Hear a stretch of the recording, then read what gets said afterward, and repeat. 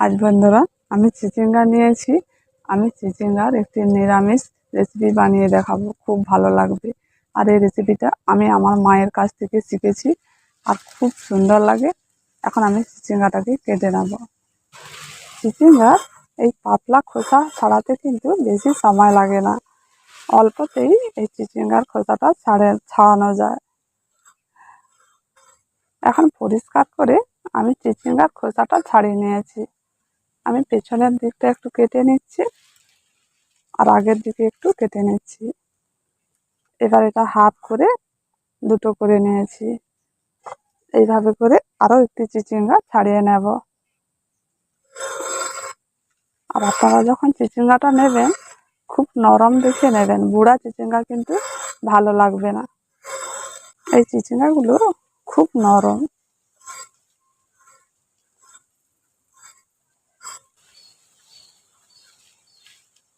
এখন half half করে কেটে এখন চিচিঙ্গাগুলোকে আমি ধুয়ে নেব। এখন চিচিঙ্গাগুলোকে আমি এখন ধুয়ে নিচ্ছি। এখন ধুয়ে নিলে আর কেটে রাখার পর আর ধোয়ার দরকার নেই।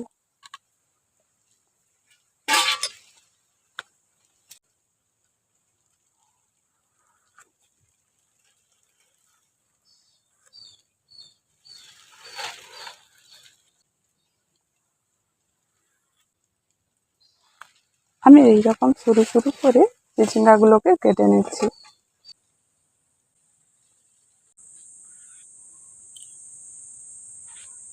এখন চিচিঙ্গাগুলোকে সব সরু সরু করে একই রকম করে কেটে নিয়েছি। এবার এই চিচিঙ্গার মধ্যে আমি অল্প লবণ আর অল্প হলুদ দিয়ে মাখিয়ে নেব। এখন লবণটা দিয়ে দিচ্ছি আর অল্প একটু হলুদ গুঁড়ো দিয়ে দিচ্ছি। হলুদ গুঁড়ো লবণ দিয়ে এখন মাখিয়ে নেব।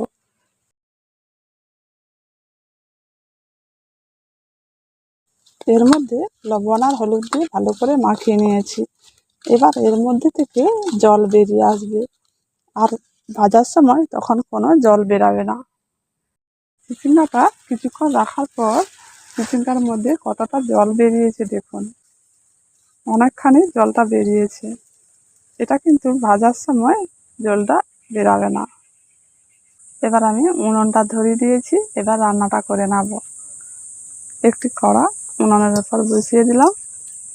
প্রথমে আমি চিচিঙ্গাটা ভেজে নেব। চিচিঙ্গা ভাজার জন্য তেলটা দিয়ে দিচ্ছি। চিচিঙ্গার মধ্যে যে জলটা বেরিয়েছিল সেই জলটা ফেলে দিয়ে এখন চিচিঙ্গাটা আমি তেলের মধ্যে দিয়ে দিচ্ছি।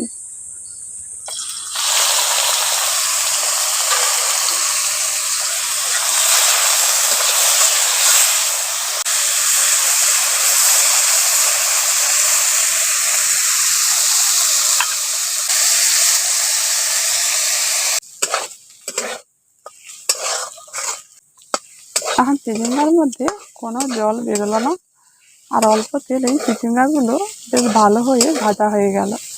এবার আমি চিচিঙ্গাগুলোকে নামিয়ে নিচ্ছি।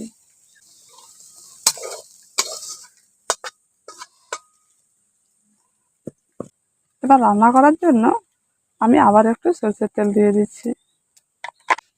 ওই তেলের মধ্যে একটি তেজপাতা দিয়ে দিচ্ছি, অল্প করে কালো জিরে দিয়ে দিচ্ছি, আর দিয়ে দিচ্ছি দুটো কাঁচা লঙ্কা হাফ হাফ করে।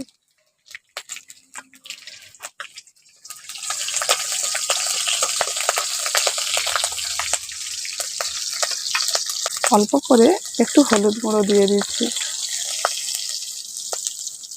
ওর মধ্যে দিয়ে দিচ্ছি আদা বাটা। আদাটাকে একটু ভেজে নেব।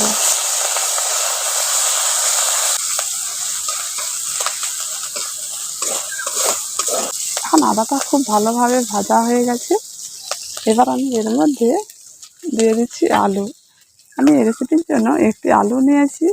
আলুগুলোকে সরু সরু করে কেটে নিয়েছি। এই আলুগুলো ওর সঙ্গে আমি এখন ভেজে নেব।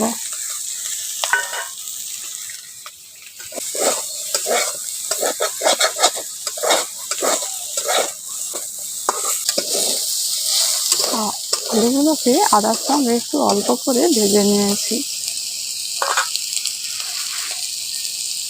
এবার পরিমাণ মতো লবণটা দিয়ে দিচ্ছি, অল্প করে লঙ্কা গুঁড়ো, ওগুলো দিয়ে ভালো করে এখন মিশিয়ে নিচ্ছি। এবার আমি দিয়ে দিচ্ছি ভেজে রাখা চিচিঙ্গা। চিচিঙ্গাগুলো দিয়ে একসঙ্গে ভালো করে মিশিয়ে নিচ্ছি।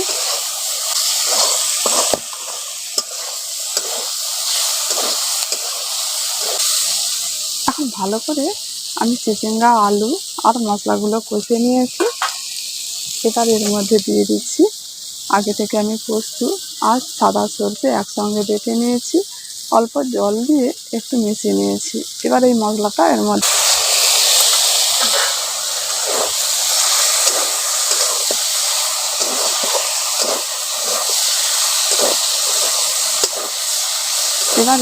দিয়ে দেবো জল। ওই বাটিতে করে আমি এখন জলটা দিয়ে দিচ্ছি।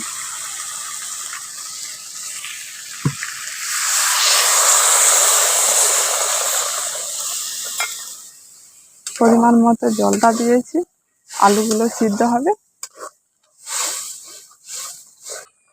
জলটা দিয়ে ভালো করে মিশিয়ে নিয়েছি। হালকা আঁচে আমি আলুগুলো সিদ্ধ হওয়া পর্যন্ত ফুটিয়ে নেব। ঢাকা দিয়ে কিছুক্ষণ ফুটিয়ে নিয়েছি, এবার ঢাকাটা খুলে নিচ্ছি। এখন রসাটা অনেকটা শুকিয়ে গেছে আর আলুগুলো খুব সুন্দর সিদ্ধ হয়ে গেছে। আর এটাও কিন্তু খুব গাঢ় গাঢ় হয়ে গেছে। এই রেসিপিটা এখন সম্পূর্ণভাবে আমার তৈরি হয়ে গেছে। এবার নামিয়ে নিচ্ছি।